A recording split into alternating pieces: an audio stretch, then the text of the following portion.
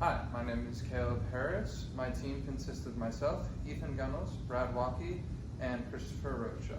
We're going to be presenting the Workspace Refrigerant Leak Detection System, or the WRLD. Within H-E-B stores, there are many refrigerated environments such as the produce prep, seafood, meat prep, and more.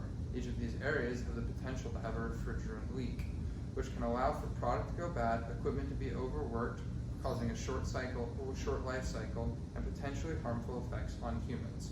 With all these damaging effects, H-E-B needs a reliable way to detect refrigerant leaks. Recently, many issues have arisen with false alarms happening at stores. H-E-B has asked us to find a way to cut down on the number of false alarms so that technicians will not be called, as whenever there is a possible leak, a technician must be called and paid if there is a leak or not present. Along with this, if a leak is not caught and repaired quickly, the EPA can place fines on the store, which can be very costly.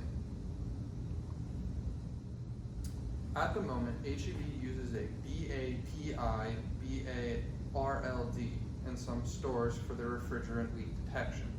This system uses a heated diode method, which takes in some of the ambient air, passes it over a heating filament, and reads the chemical compositions and how it affects the voltage through the system. The issue with this is that a lot of the current cleaning chemicals in the environment themselves have similar chemical components to refrigerant and can slightly trip up the sensor itself. So if you direct your attention to the labor cost, the expected is this orange line. It runs pretty linear, and our actual value is the blue line right under it. The reason why ours is below the expected is because we utilize COTS and a lot of cost-effective materials, because there is no need to buy anything higher.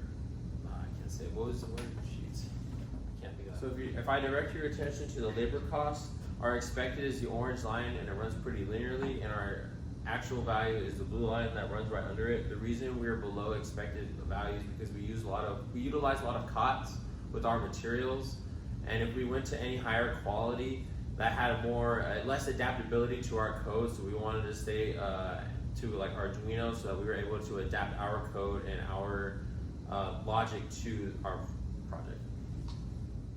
So our solution to this problem is a two-factor authentication leak detection system. So first is going to be the ultrasonic microphone located on the top near a pipe. And then the second one is going to be air quality, which is going to be at the bottom. So if a leak does occur, it will spit out a hairline fracture leak with the pipe, and the refrigerant spews out, causing an ultrasonic sound that the microphone picks up. And the refrigerant then, again, it's heavier than air, so it falls to the ground, and that's where the air quality will pick up that. And each sensor is connected to a respective LED light. There's a certain threshold for parts per million and a certain threshold for hertz that each sensor picks up. That threshold can change based off the customer needs and wants.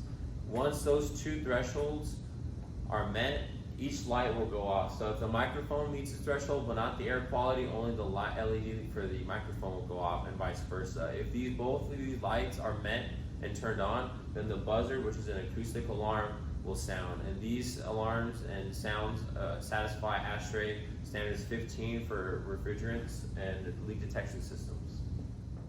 Testing was accomplished by substituting the Workspace evaporator refrigerant leak with the setup to the right. The Workspace would have pure refrigerant 513A, but we used a nitrogen-based calibration gas that pumped through a nozzle into a PVC pipe. The microphone sensor was located near the nozzle at the top of the pipe, and the air quality located near the bottom.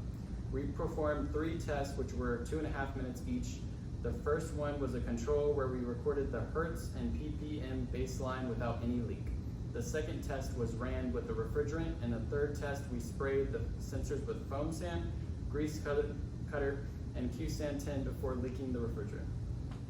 One of the project management tools we used was the Gantt chart, where we outlined progress of admin, engineering, and fabrication related to Senior 1 and 2 deliverables.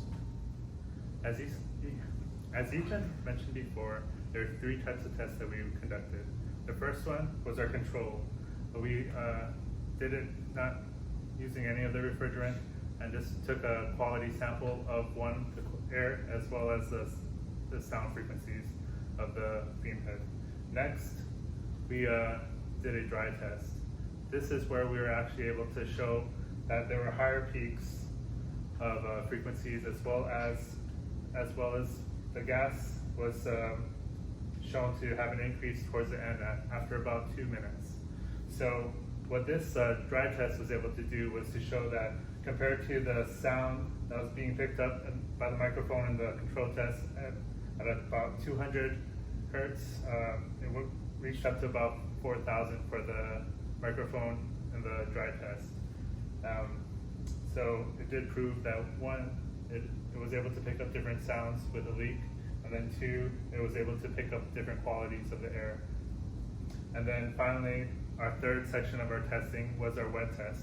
This is when we sprayed our sensors to see if they were robust enough to still pick up some of that change in quality of the air as well as the sound.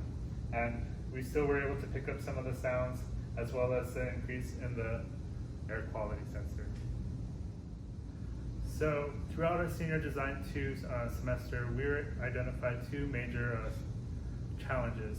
First was that the infrared that we had wanted to purchase was not facilitating the requirements needed for our testing results, so we had to change it over to the air quality, which did support identification of the change in the parts per million of things like the refrigerant, nitrogen, and other gases that it was able to detect. The second thing was our purchase acquisition was delayed throughout this entire summer, so a lot of our funding didn't come through for a while, and so that pushed back our testing and a lot of our senior design. In summary, it's safe to conclude that the basic principles of the world system function. Through our wet, dry, and control, we can see that there is a reaction whenever there is a leak within the system on both of our sensors, proving the concept. Some things to look though for is improvements. So we used COT-based sensors, so there's improvements there to a higher quality sensor. With the specific ultrasonic sensor that we have is a negative 42 decibel range, whereas other ones on the market can have a negative 80 decibel range, which is a much better improvement and able to detect sounds much quieter and from a farther distance away. This will help with testing and getting more accurate readings. Along with this, doing testing with different sized holes and shapes for leaks would be beneficial, as leaks in the actual world are not going to be perfect spheres. Along with this, there are some adjustments to the programming that could be done to make it so that when there are specific spikes, if it's not concurrent over a short period of time, it does not alarm, to make it so that way things that just are happenstance within the environment don't trigger the system.